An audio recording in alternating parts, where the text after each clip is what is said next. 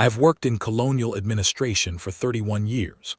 I have filed emergency petitions, managed 2 evacuation protocols, survived 1 full audit by the Compact Oversight Directorate, and once spent 4 hours in a pressurized maintenance corridor waiting out a coolant system lockdown in the building's east wing that turned out to be triggered by a cleaning drone that had wandered into the wrong service bay. I mention these things because I want it understood that I am not easily alarmed. I am, by disposition and by long professional practice, a person who reads the situation first, draws the slow breath second, and only then reaches for the emergency channel. I mention it also because what happened on the 14th day of the 4th administrative quarter, the day I triggered the Tesavar sector emergency relay and discovered, in the space of approximately 40 minutes, that I had accidentally summoned a war fleet belonging to a species my civilization had largely forgotten it had a treaty with, was, by some considerable margin, the most alarming thing that has ever happened to me. And I have thought carefully about how to describe it ever since. Let me begin at the beginning, not at the moment the relay fired, but earlier, at the moment I understood we had a genuine problem. The Tesavar colony sits on the 3rd body of a mid-range yellow star in the outer reaches of what the Haleth Compact's cartographers call the Pelvith Corridor. It is not a glamorous posting. The colony exists because there is a significant deposit of laminar density ore in the northern continent's geological substrate, or that the Compact's industrial sector requires in some quantity, and someone had to be sent here to administer the extraction operation and manage the civilian population that grew up around it. That someone, for the past 9 years, has been me. The extraction infrastructure is not elegant, but it is large. Several decades of intensive boring and subsurface channeling had, by the time I arrived, left the northern continent's geological substrate substantially honeycombed. The engineering assessments filed with my predecessor's administration assured everyone that the structural tolerances were within acceptable parameters. The engineering assessments filed with my predecessor's administration were, it became clear on the morning of the 14th, optimistic documents written by people who had confused acceptable parameters with what they personally found comfortable to believe. The collapse began in the early hours, not dramatically, not with the kind of rupture you see in disaster simulations, the sudden theatrical sinkhole swallowing the extraction platform in one clean motion. It began as a series of readings on the deep substrate seismic monitors that nobody wanted to report to me because the readings were not yet technically out of range, only trending out of range. The monitoring station in Sector 7 had been flagging elevated stress indices for 3 weeks, and the engineering report that came back each time said the same thing. Within tolerances, monitoring recommended, no immediate action required. By the time my night shift operations supervisor, Dave O'Kern, decided the trend was sufficiently alarming to wake me, the subsurface stress indices in sectors 7 through 12 of the northern bore zone had risen by a factor of 3 in the span of 6 hours, and the geological models were projecting a cascade failure of the primary support arch within 6 to 9 hours. The primary support arch was not, as its name might suggest, a single engineered structure. It was a geological formation, a natural compression ridge running beneath the bore zone that the extraction engineers had, over decades, relied upon to distribute the mechanical load of the subsurface channel network. The extraction had been designed around it. It had not been designed to last indefinitely under those conditions. Nobody had written that down clearly. A cascade failure of the primary support arch would, according to the same models, destabilize approximately 40% of the northern bore zone's subsurface grid. That destabilization would propagate to the secondary bore zones. The engineers had, for reasons of operational efficiency, connected them all at 3 junction points in the subsurface channel network, because it made the ore transport simpler, and the total structural collapse that followed would register on the surface as a seismic event significant enough to threat every settlement in the Northern Hemisphere. The civilian population of the Northern Hemisphere was approximately 400,000 people. I want to be precise about how I felt in that moment, sitting in the operations room in my administrative complex with Dave O'Kern's report on the console in front of me and the seismic readouts scrolling on the secondary display. The operations room is not a large room. It has a central console table, 6 workstations along the eastern wall, and a secondary display panel that runs continuous feeds from the colony's monitoring infrastructure. At 7 in the morning, with the overnight staff still at their stations and the day crew beginning to filter in, it held perhaps 12 people, most of whom had seen Dave O'Kern's summary and were looking at me with the careful expressions of professionals waiting for direction. I have been looked at that way before. It is in its way a clarifying thing. I did not panic, I drew the slow breath. I read the situation. What the situation said was, this is beyond the compact colonial administration's capacity to manage alone.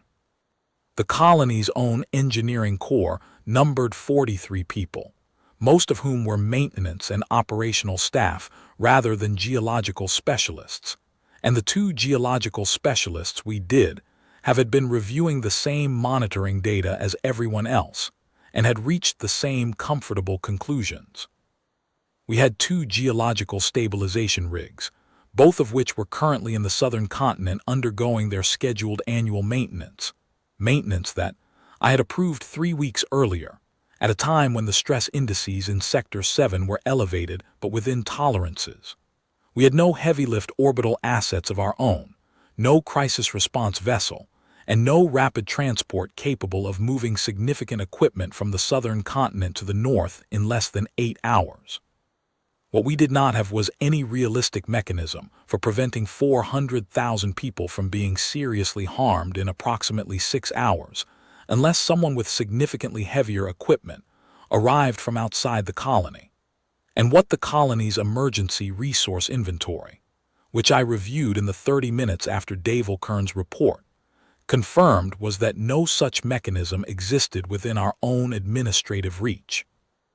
I authorized the evacuation of the most at-risk northern settlements, 8 communities in the direct zone of projected surface impact, with a combined population of roughly 72,000, were to begin immediate movement to the secondary assembly points on the higher ground east of the bore zone. I had Dave O'Kern begin the surface transit redeployment of the colony's emergency transport fleet, which consisted of 31 ground vehicles of various sizes and 4 atmospheric shuttles, toward the northern settlement coordination hubs. I sent emergency notifications to every settlement within the potential impact radius, with clear instructions on self-evacuation routes and assembly points. And then, when that was underway, I went to the relay console, typed in my authorization credentials as the presiding governor of Tessavar Colonial Administration, and triggered the compact sector emergency relay. The relay is not complicated. Every colonial governor in the Pelvith Corridor has access to it. You provide your authorization codes, you submit a crisis classification and a brief situation summary, and the system routes your request to the Compact Home Fleet's Crisis Deployment Branch, which has a standing obligation under Compact Colonial Charter Article 17 to acknowledge within 45 minutes and dispatch assets within 6 hours. The Compact Home Fleet maintains a crisis response division precisely because colonial operations have emergencies. This is not unusual. This is the system working as designed. I submitted the relay request at 7 hours and 12 minutes, past the colony's midnight marker.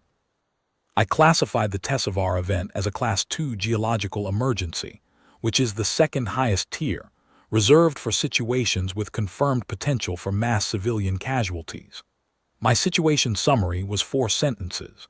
Subsurface cascade failure risk in the northern bore zone, 6 to 9 hour failure window, 400,000 civilians in the projected impact zone, colony engineering resources insufficient to address the risk. I did not editorialize. The summary said what it needed to say. I then returned to the operations room and continued coordinating the evacuation. I told Dave Kern to flag me the moment we received an acknowledgment header from the fleet. He flagged me 22 minutes later. I came back to the relay console expecting to see the standard compact home fleet header. The green routing codes, the crisis deployment branch identifier, the name of the duty officer, the preliminary asset dispatch estimate. I have seen that header twice before, both times during smaller emergencies that resolved before the fleet actually needed to deploy, but the format is standard and I knew what to look for. What was on my console was not that. The routing header was blue, not the compact standard green, not any color I had seen on an emergency relay response before. The text formatting was different, slightly narrower characters, a different spacing convention in the identifier fields. And across the top of the header, in characters I could read, but in an arrangement I did not recognize, it said, Earth Consolidated Crisis Accord, Article 9 Crisis Response Protocol. Automatic activation confirmed. TSSAVAR Sector Relay Receipt logged, 07-14-33 local. Response Assets Mobilization, UNDRWAY. Estimated orbital arrival, 4 hours 17 minutes. Duty Coordinator, ECCA Sector 9 Response Command. And beneath that, in smaller text, a note that read, This activation is in compliance with the mutual crisis provisions of the Earth Consolidated Crisis Accord as ratified, and constitutes a binding obligation under said accord. Recipient administration should be aware that Earth Consolidated Crisis Response assets are now en route and should prepare appropriate orbital approach authorization and landing zone clearances per standard Article 9 protocols.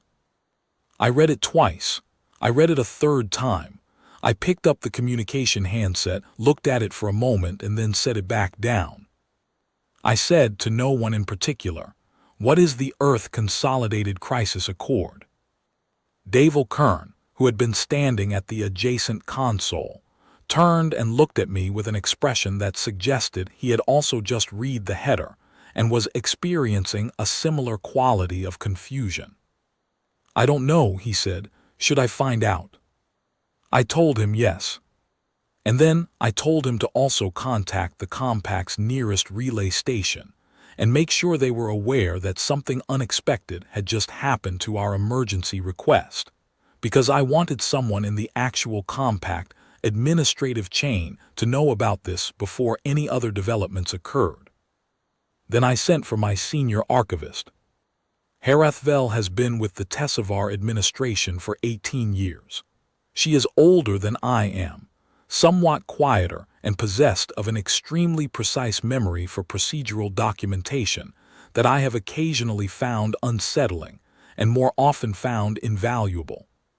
She has the quality, rare in any professional, of being able to move quickly through a large body of documentation without losing either speed or precision. She reads in the way some people move through complicated terrain, never quite hurrying and never quite stopping, following a path that is not immediately obvious to anyone watching but that consistently arrives at the destination. If anyone on Tessavar knew what the Earth Consolidated Crisis Accord was, it would be Herathvel. She arrived in the operations room 11 minutes later, wearing a working robe that suggested she had dressed quickly and carrying a data tablet, which she was already reading. Her expression when she looked up at me was the expression she wears when she has found something in the archives that she does not entirely know how to characterize. Not alarm, not satisfaction, but a particular kind of careful attention that means she is still assembling the picture. "Governor," she said, "I believe I know what happened." I told her to sit down and explain it. She did not sit down. She stood at the center of the operations room and held her tablet in both hands and began to read, and what she read to me was a summary of the history of an agreement I had never heard of, compiled from the deep administrative archive in the 11 minutes since I had sent for her. The Earth Consolidated Crisis Accord, she said, was a mutual crisis and defense cooperation agreement signed 173 years ago. It had been negotiated between a Haleth Compact diplomatic mission and a species called humans, a designation I recognized, in the way one recognizes the name of a distant country one has never visited and has no particular occasion to think about. As part of a broader normalization of relations in the Pelvoth Corridor, region following a period of diplomatic friction that the archive described, with characteristic administrative understatement, as challenging. The friction had involved, among other things, a disputed resource extraction claim in the outer corridor that had brought both parties' vessels into uncomfortable proximity on several occasions, and a diplomatic negotiation process that had apparently run for 4 years before producing a framework agreement that everyone could sign. The Earth Consolidated Crisis Accord was one of several instruments signed as part of that normalization. The archive file described it as a supplemental agreement.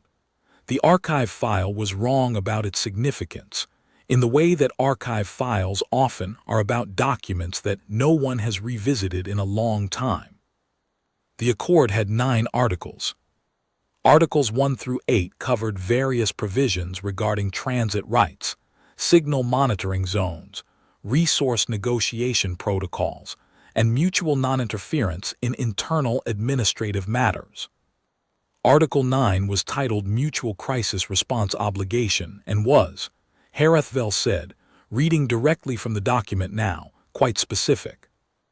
In the event of a certified civilian endangering emergency within any colonial territory of either signatory, as transmitted via the existing emergency relay infrastructure of the affected party's sector, the non-affected signatory shall, upon receiving such a transmission via the joint routing protocol established under Annex C of this accord, mobilize and dispatch crisis response assets within 5 hours of acknowledgment, said assets to include personnel, equipment, and such additional support as the responding party's sector command deems appropriate to the classified emergency level. This obligation is binding without qualification and requires no additional authorization beyond the initial relay receipt and emergency classification confirmation. She paused and looked up at me. Annex C, she said, established a joint routing protocol that subscribed our sector emergency relay, specifically the Pelvoth Corridor relays, including the Tesavar sector relay, to Earth's Crisis Response Monitoring Network. The subscription was implemented at the time of the Accord's signing and appears to have been carried forward through every subsequent infrastructure update to the relay network. It has, in fact, been active and receiving for 173 years. I looked at her for a moment. Outside the windows, the morning light was still pale, still early. The seismic readout on the secondary display was still scrolling. The evacuation coordination was still ongoing. All of that was still happening, and here, in the middle of it, was this. So when I triggered the relay, I said slowly, it went to both the compact home fleet and to Earth. The routing appears to have gone to Earth's system first, she said, with a precision that I appreciated even under the circumstances.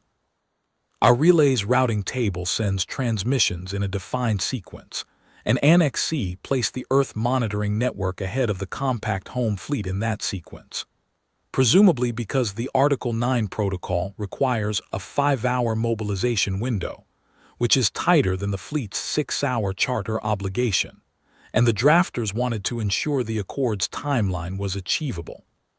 The Compact Home Fleet Crisis Deployment Branch has also received the relay. I can see their acknowledgment in the queue, which arrived 3 minutes after Earth's, but Earth's response network logged it 22 seconds earlier and activated Article 9 automatically. Automatically, I said. The Accord's Article 9 protocol is self-executing, she said. It does not require a human official to review the transmission and make a dispatch decision. The moment the relay was logged by their monitoring system and the emergency classification was confirmed, a Class 2 geological emergency, which their system recognized from the standard compact classification codes. The assets were mobilized. She looked at her tablet. This appears to have been a deliberate design choice by the Accord's drafters. The Article 9 provisions include language specifying that the mobilization shall not be subject to discretionary review once the relay receipt and classification are confirmed. The automatic nature of the response is, in fact, one of the Accord's explicit guarantees. We looked at each other across the operations room for a moment. Behind her, through the high windows of the administrative complex, Tessevar's morning light was coming in across the plains, pale gold, long-shadowed, the kind of morning that under ordinary circumstances I found pleasant. The plains were empty and still. The monitoring station in Sector 7 was not. "How many assets," I said, "do you think they're sending?" "The Accord says assets appropriate to the classified emergency level," she said. A Class 2 geological emergency is the second highest tier in the Compact's classification system. I don't know how Earth's Response Command interprets that classification, but by any reasonable reading, they would understand it to mean a significant emergency. So we might be looking at a substantial response. "I would expect so," she said. I absorbed this. Is there any provision in the Accord for the receiving party to decline? She consulted the tablet. She read for a moment. "No," she said. "There is a provision allowing the receiving administration to request that the responding party limit its operational scope, a caveat clause under Article 9, subsection 8, but there is no provision for declining the response entirely. The mobilization is, per the language, binding on both sides." I considered this information in the context of the 6-hour failure window and the ongoing evacuation of 70,000 people, and the question of whether I should be worried about the response or relieved by it. "Well," I said, "what else does the Accord say?" She told me. Over the next hour, in sections, between updates from Davelkern on the evacuation, between my own decisions about resource deployment, between the messages arriving from the Compact Home Fleet's Crisis Deployment Branch acknowledging our relay and beginning their own 6-hour asset assessment process.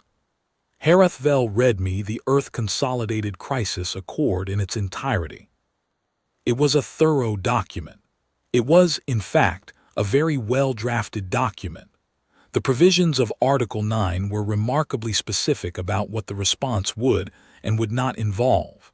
The responding assets were obligated to carry their own operational supplies and were not to burden the receiving territory's infrastructure. The responding assets' crisis personnel held temporary operational authority in the immediate area of the declared emergency, subject to the receiving administration's overall governance, which meant they could make decisions in the Boer zone without asking my permission for each one. But they could not make decisions about the colony's governance, its administration, its resources, or anything beyond the scope of the emergency. All decisions about evacuation, civilian welfare, and post-emergency recovery remained with the receiving administration. The responding party was specifically prohibited, in language that was notably direct for a diplomatic document, from utilizing the emergency response as an opportunity for territorial negotiation, resource access requests, or the establishment of any permanent infrastructure or presence. At the conclusion of the crisis response, the responding party's assets would withdraw within 48 hours of emergency resolution. The responding party's Accord representative would present a formal record of actions taken to the receiving administration's archive, and would present a certified copy of the honored Accord for the receiving administration's permanent record. It was an unusually careful document. Someone had anticipated, with some precision, what it might feel like to receive an automatic response from a party you didn't know you had an agreement with. They had written provisions that addressed every concern a receiving administration might have: the scope of authority, the prohibition on opportunistic behavior, the guaranteed withdrawal, the record keeping. They had written a document that was designed to be trusted even by someone who had not known it existed until the moment it activated. "Who signed it?" I asked when she reached the end. "On our side." She found the signature page. "A diplomatic envoy named Kassev, she said, representing the Haleth Compact Outer Sector Diplomatic Mission. The signatory date is 173 years ago." Kassev appears to have been the Compact's lead negotiator for the Pelvic Corridor normalization process, and the archive's biographical notation describes him as competent and thorough. There is an administrative addendum in the file, added approximately 20 years after the signing, that describes the accord as a minor supplemental agreement to the broader normalization framework, and notes that the Annex C routing protocol will be maintained through standard infrastructure updates. She looked up from the tablet.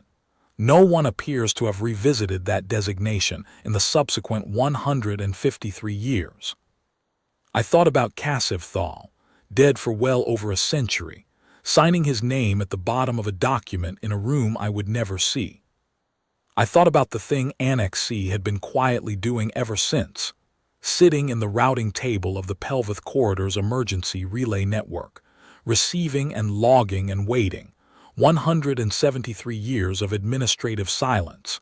And then, this morning, a Class 2 geological emergency from Tessevar had come through the channel, and the silence had ended. One signature, one clause in one annex, 173 years, and now, diminishing toward us as every minute passed, some unknown quantity of human crisis response assets were closing the distance. I asked Dave Kern to pull everything in the public administrative record about humans. Their biology, their organizational structures, their crisis response operations, whether there was any practical guidance anywhere in the Compact's administrative literature on receiving them. The public administrative record, as Dave Kern compiled it over the next 2 hours, had less than I would have liked. Humans were a spacefaring species, bipedal, warm-blooded, known for maintaining a significant combined military and civil infrastructure. They had been present in this region of the galaxy for several centuries, and had, in that time, negotiated a substantial number of agreements with a substantial number of civilizations, of which our accord was one example among dozens. They were regarded, in the portions of the administrative literature that mentioned them at all, as procedurally reliable, meaning that when they said they would do something, they generally did it, and when they had obligations, they honored them. The literature did not comment on whether this reliability extended to obligations 173 years old. I supposed we were about to find out. There was one note that I found useful. It was from an administrator at a compact station in a neighboring system, describing a human crisis response deployment to an atmospheric emergency at a mining installation approximately 60 years ago. The note said, "The human response team arrived within the window specified under the relevant accord, conducted operations without involving the station's own resources, resolved the emergency, and withdrew." The station's administrator had noted, with a brevity that suggested he found the whole thing unremarkable, that the response was efficient and complete. His final line was, "Crisis resolved within the deployment window. No incidents, no complications, no further contact." No incidents, no complications. I held on to that note. When the monitoring system registered the first contacts, 3 hours and 40 minutes after the initial acknowledgment header, I was in the orbital observation gallery on the upper level of the administrative complex.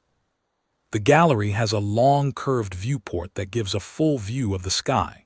It was designed for administrative appreciation rather than operational monitoring, but it served. The contacts came in from the outer system approach corridor in formation. The monitoring system's counter climbed from 2 to 5 to 9 to 14. 14 distinct vessel signatures. In a formation, the monitoring system's threat classification algorithm declined to categorize, displaying instead, unknown class, classification pending. The algorithm had been calibrated against compact vessel types and the half-dozen other species whose ships transited the corridor with any regularity. It had not been calibrated against this. I stood in the gallery and watched them come in out of the brightness of the outer system, and I saw, as they resolved into more precise imaging, that the large vessels were genuinely large. The kind of large that the monitoring system scale indicators make you read twice because the first reading seems wrong. The second reading was not wrong. The large vessels were large. The smaller ones accompanying them were, relative to the large ones, smaller, but were not themselves small. Herathvel stood beside me. She was quiet for some time. Eventually she said, with the careful precision I had come to rely on, "The Accord does say assets appropriate to the classified emergency level." "It does," I said. "A Class 2 geological emergency threatening 400,000 civilians with a 6-hour failure window." She paused. "By any reasonable interpretation, this is what the drafters of Article 9 had in mind."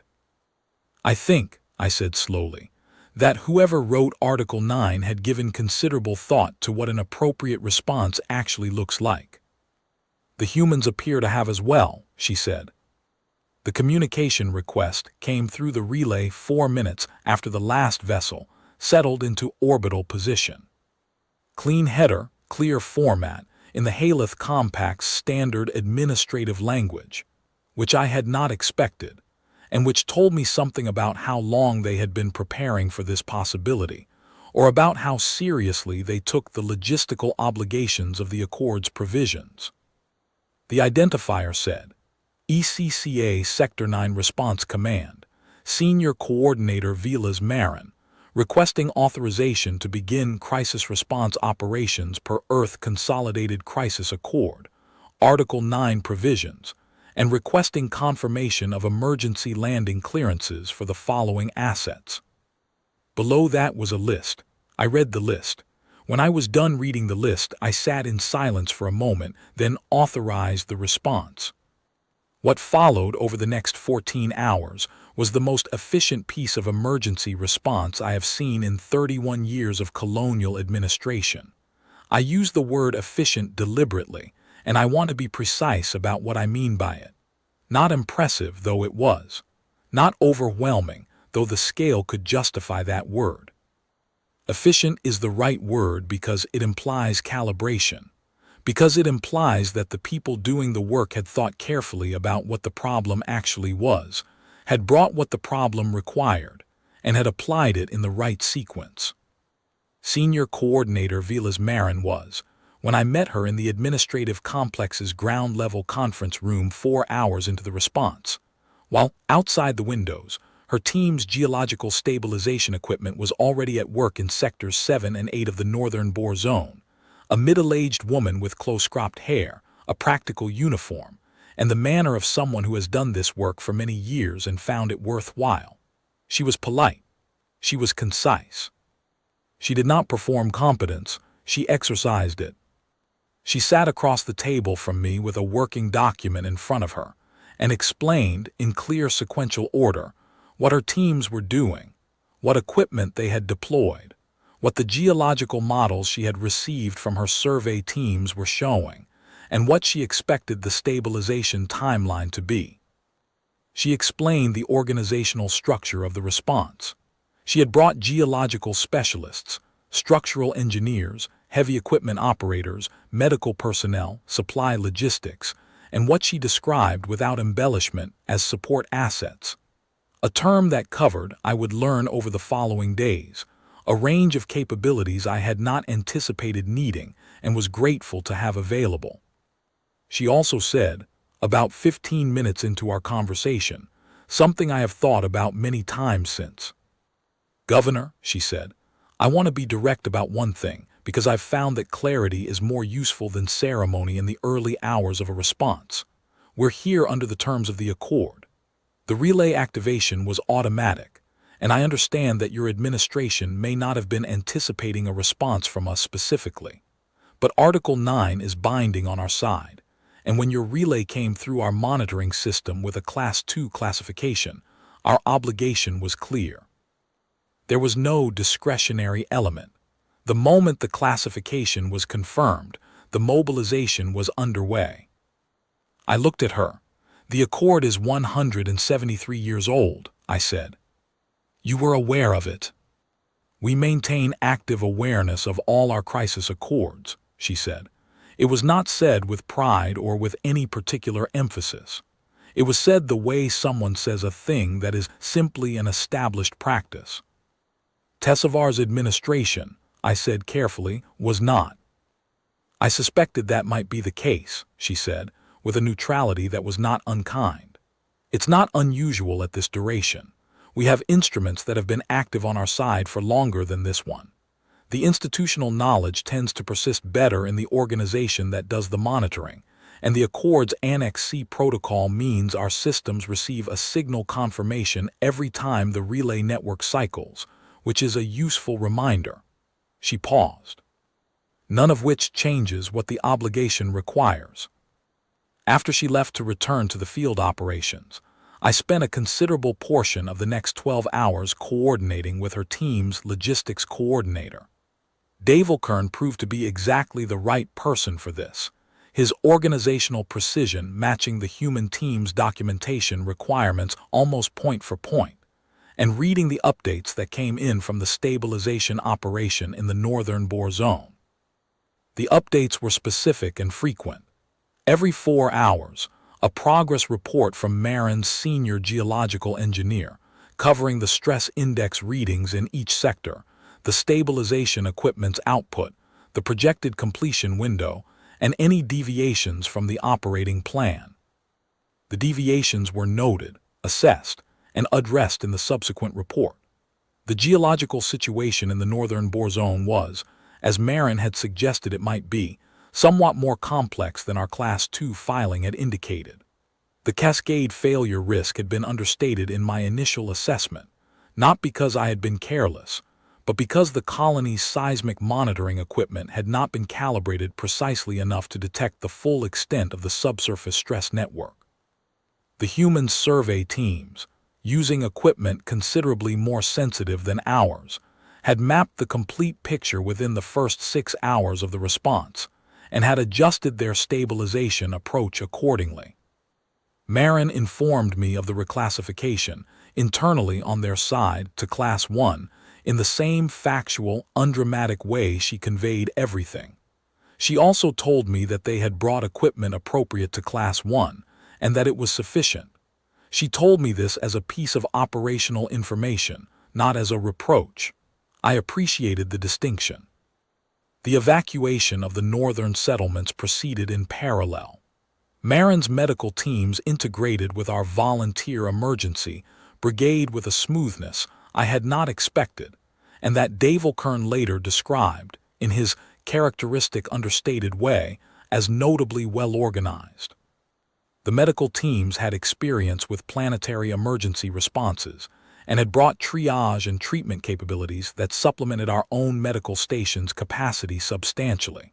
By the end of the first 18 hours, 1,100 people who had been injured or made ill during the evacuation, stress, exposure, physical injury, and the movement from settlements had been assessed and treated.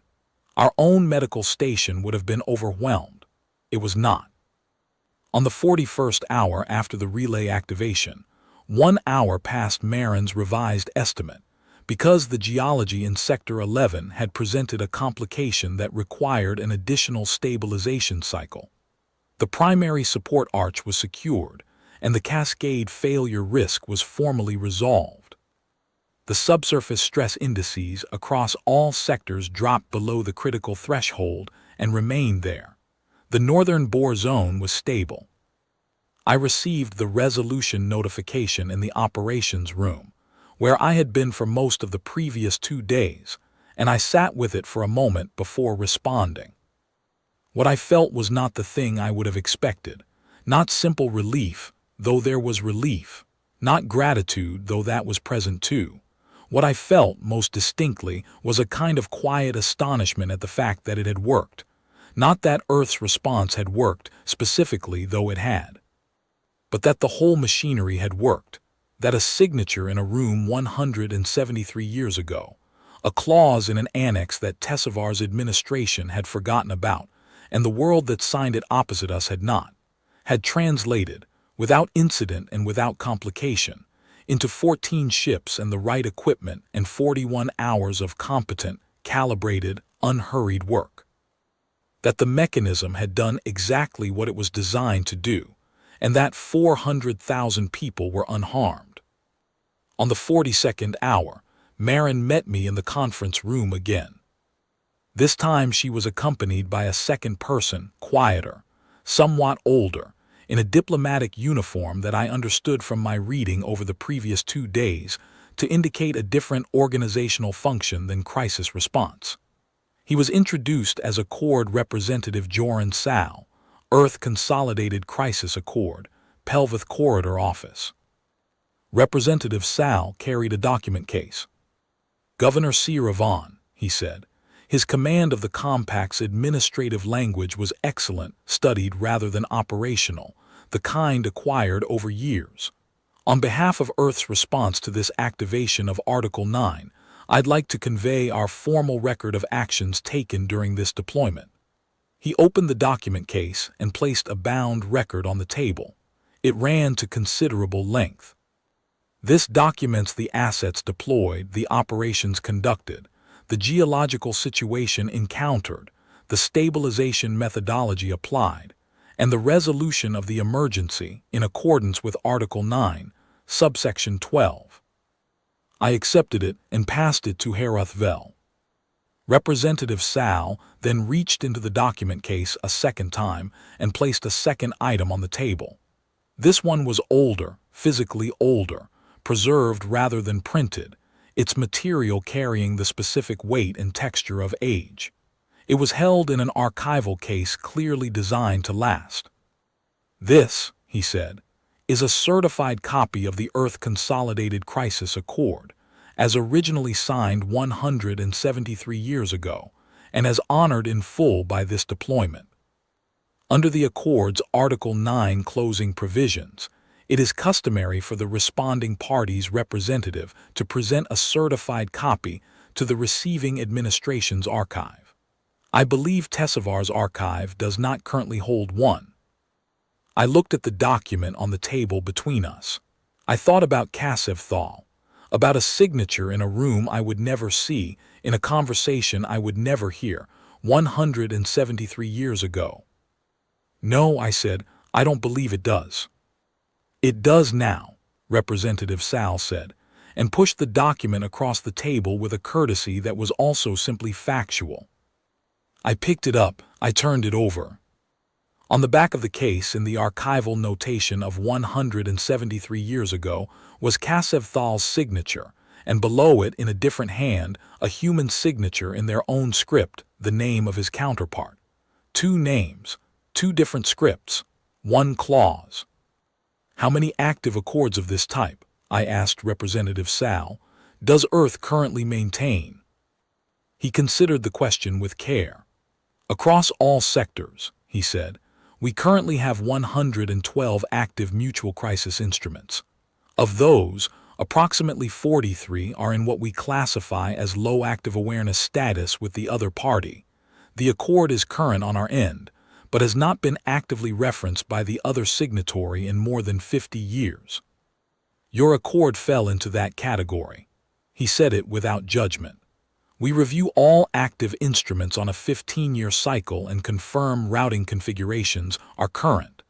The Tessevar relay was confirmed active in the most recent cycle, approximately 9 years ago." 9 years ago, when I had arrived at Tessevar and begun learning the administrative infrastructure. "I see," I said.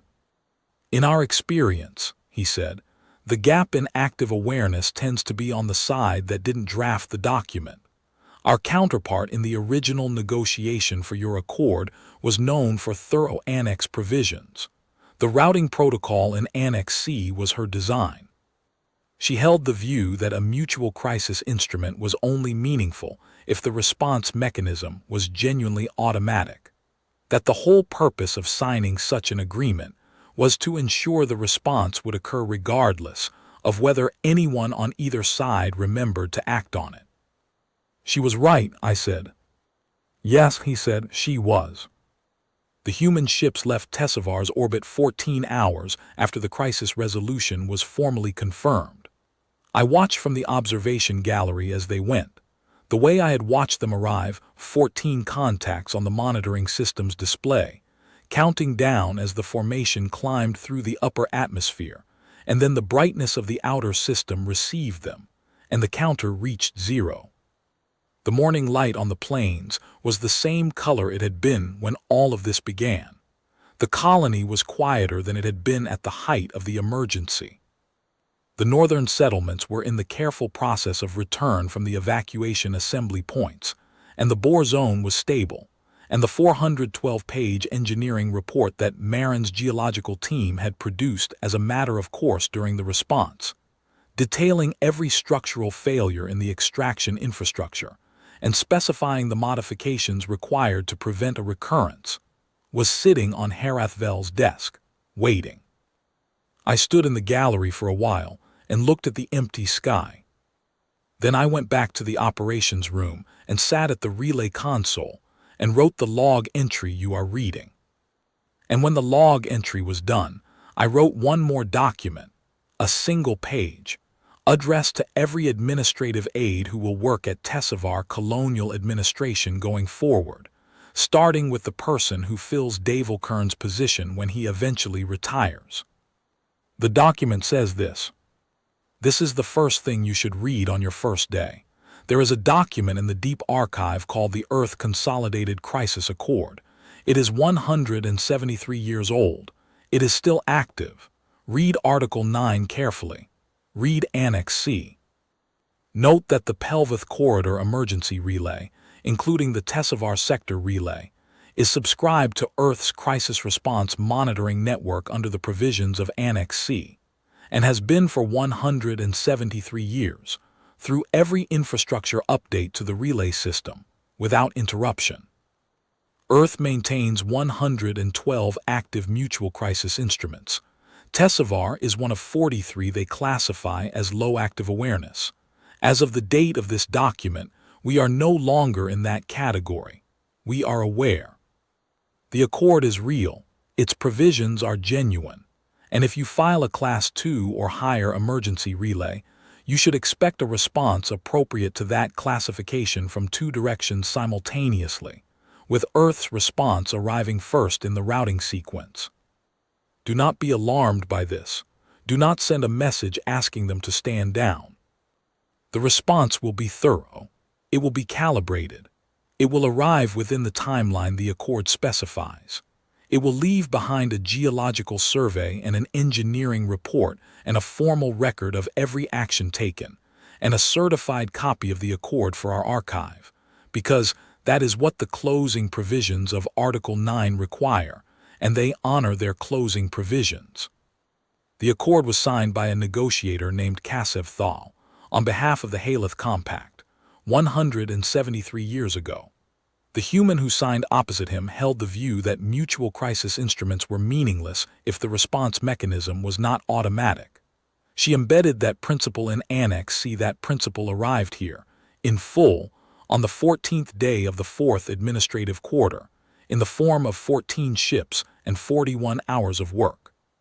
She was right to hold that view. File accordingly. Know what is listening. Know what the routing table includes.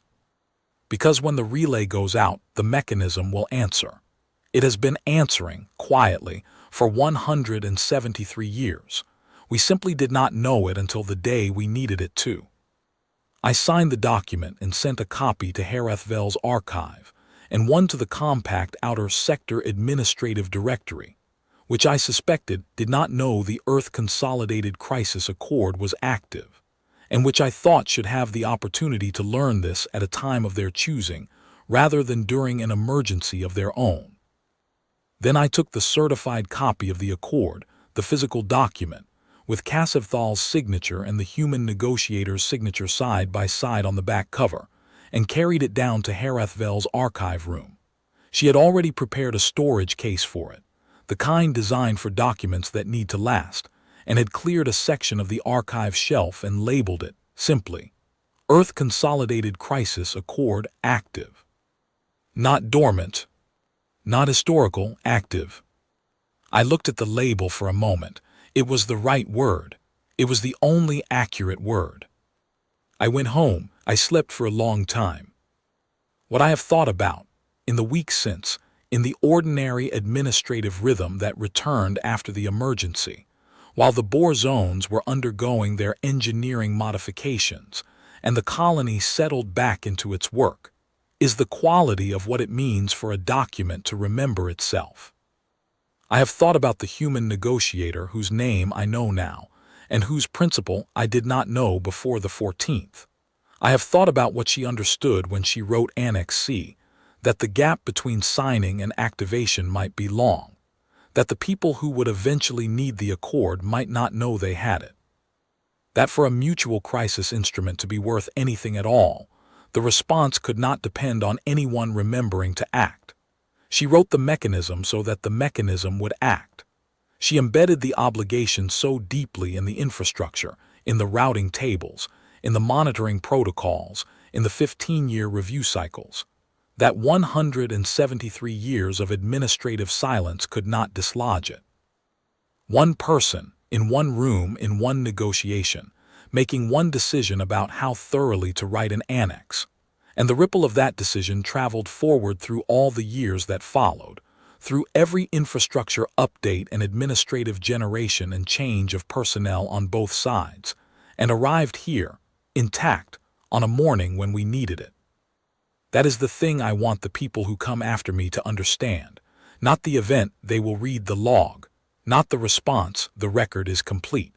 The thing I want them to understand is what it means for an obligation to be real. Not declared real, not rhetorically real, not real in the sense of being on file somewhere. Real in the sense that, when the moment comes, it performs. The Accord performed. Article 9 performed. Annex C performed. A sound made in a room I will never see is still arriving, 173 years later, exactly as it was intended to arrive. Read the Accord, know what is listening. The mechanism is real. There is a detail I have not yet included in this account, because it sat outside the main sequence of events, and I did not want it to interrupt the procedural record. But it belongs here, because it tells something about what the experience actually felt like from the inside, not from the administrator's perspective, but from the perspective of someone who was in the northern settlements during the evacuation itself. Dave O'Kern told me about it on the third day, when things had settled enough for conversation. He had been out to one of the eastern assembly points, the largest one, which had received approximately 18,000 people from 4 of the most at-risk settlements, to check on the logistics situation and coordinate with the human medical team that had established a triage station there. The medical team, he said, had been operational within 6 hours of landing. They had brought a prefabricated station structure that assembled in under 2 hours and was running at full capacity by the time the heaviest evacuation traffic arrived. They had brought supplies, medical supplies, but also food, blankets, water processing, emergency sheltering materials, that supplemented what the colony's own emergency stores could provide, which at the assembly point level had been limited. At the triage station, Dave O'Kern said, he had seen a member of the human medical team sitting with an elderly resident of one of the evacuated settlements, a woman in her 9th decade, who had been separated from the vehicle that had transported her family, and was sitting alone at the edge of the assembly point with the particular stillness of someone who is managing fear by not moving. The medical team member sat beside her and spent 40 minutes with her, not because she had any medical need. She did not, but because she was frightened and alone, and the medical team member had the time. And sitting with a frightened elderly person until they were less frightened was, apparently, within the scope of what he considered his work to include. Dave O'Kern said she was less frightened by the end of the 40 minutes. He said the human medical team member returned to the triage station when her family found her, and went back to his other work without comment. I thought about that when he told me. I thought about Article 9's prohibition on burdening the receiving territory's infrastructure, and the prohibition on opportunistic behavior, and the guaranteed withdrawal. I thought about the people who had drafted those provisions, and what else they had understood when they drafted them. That a crisis response was not only a logistics operation, that the human beings caught in the emergency were not only a number to be evacuated and treated and accounted for in the final record. That responding to a Class 2 emergency meant responding to the people inside it. That quality was not in the Accord's text. It was not in Article 9, or in Annex C, or in the closing provisions. It was brought by the people who came, because it was how they understood the work. The Accord specified the obligation. The people who fulfilled it brought something the Accord did not specify and could not have required. The kind of attention that sits with a frightened elderly woman for 40 minutes because she is frightened, and that is sufficient reason. I wrote this into my log because I want it on record. The engineering report and the geological stabilization and the 41 hours of calibrated technical work are documented in detail. This is also part of what happened, and it deserves to be documented with the same care. In the days after the response, while the engineering modifications to the Bore Zone infrastructure were underway, and the northern settlements were completing their return from the evacuation assembly points, Herathvel worked through the 412-page report Marin's geological team had produced. She worked through it with the thoroughness she applied to everything, and when she was done, she brought me her own summary, not of the technical findings, which were the province of the engineering corps, but of what the report revealed about the methodology that had produced it. The report, she said, had been written as if it would be read by someone with full authority and responsibility for making the decisions it recommended, not as a consulting document hedging its findings with qualifications, and not as a liability-limiting exercise specifying what the authors could not be held responsible for. It was written as a straightforward transfer of information from people who had studied the problem to the people who would need to act on the findings. Clear analysis, specific recommendations, complete supporting data, and a technical appendix that was thorough enough to allow Tesavar's own engineering corps to carry out the modifications without needing any further consultation. They wrote it, Herathvel said, as if completing the work included ensuring we could continue what they had started. That was, I thought, exactly the right way to describe it. The Compact Home Fleet's Crisis Deployment Branch, for the record, sent their own acknowledgment of our relay 7 days after the emergency was resolved. The acknowledgment included a notation that the Pelvith Corridor Tesavar relay had been simultaneously received by an Earth Crisis Response Network under an active Accord instrument, that Earth's assets had deployed and resolved the emergency, and that the Compact Home Fleet therefore considered the crisis response obligation under Colonial Charter Article 17 to have been fulfilled by the Earth response on the Compact's behalf, under the provisions of the Earth Consolidated Crisis Accord. I read this notation twice.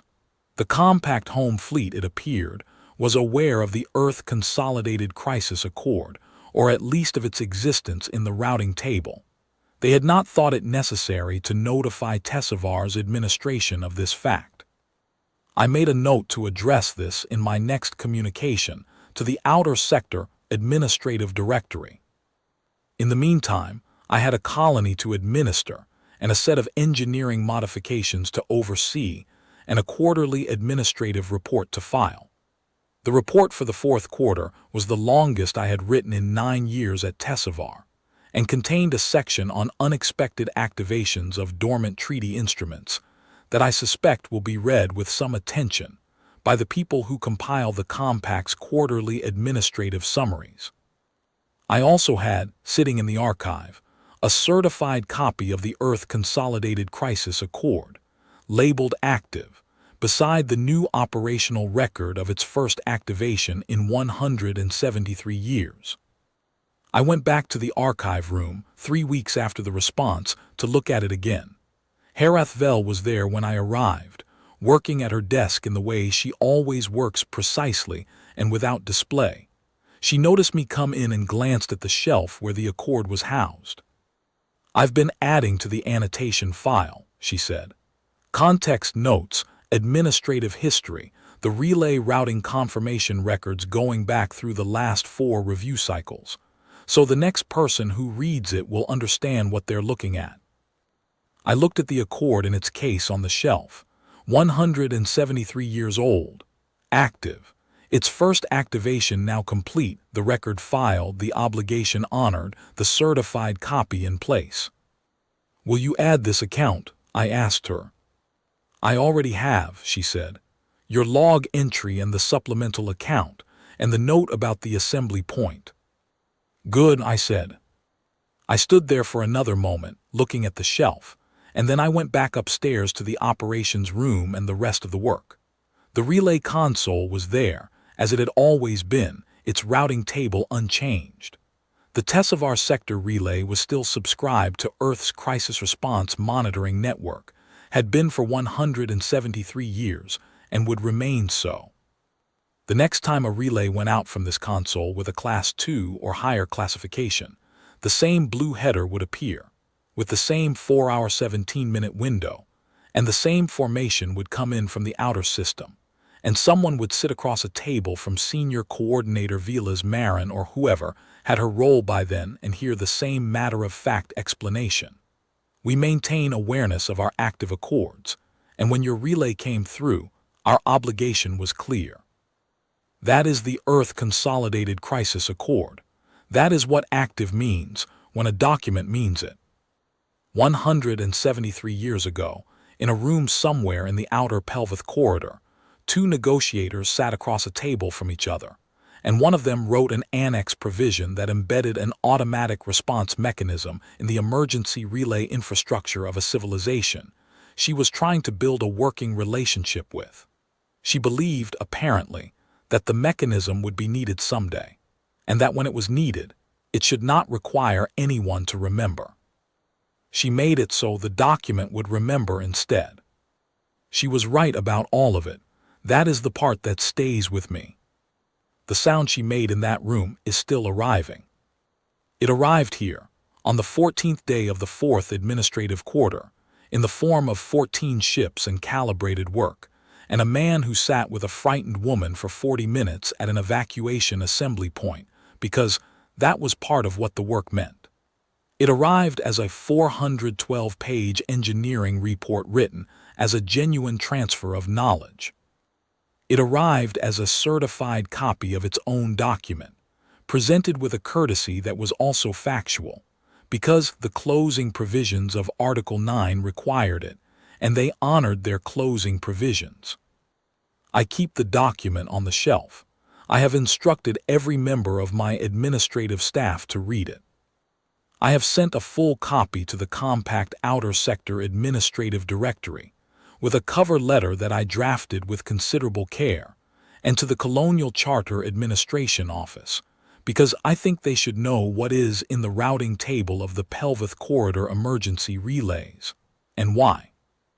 And I have written, on the first page of the operational record of this event, the record that will sit beside the accord in the archive for as long as Tesavar has an administration, one sentence, the one I want anyone who reads this account to carry. The mechanism was real because someone decided it should be, and because, 173 years later, the people on the other side of the routing table were still the kind of people who meant what they signed. Read the accord. Know what is in the routing table. Know what will answer. It is still listening.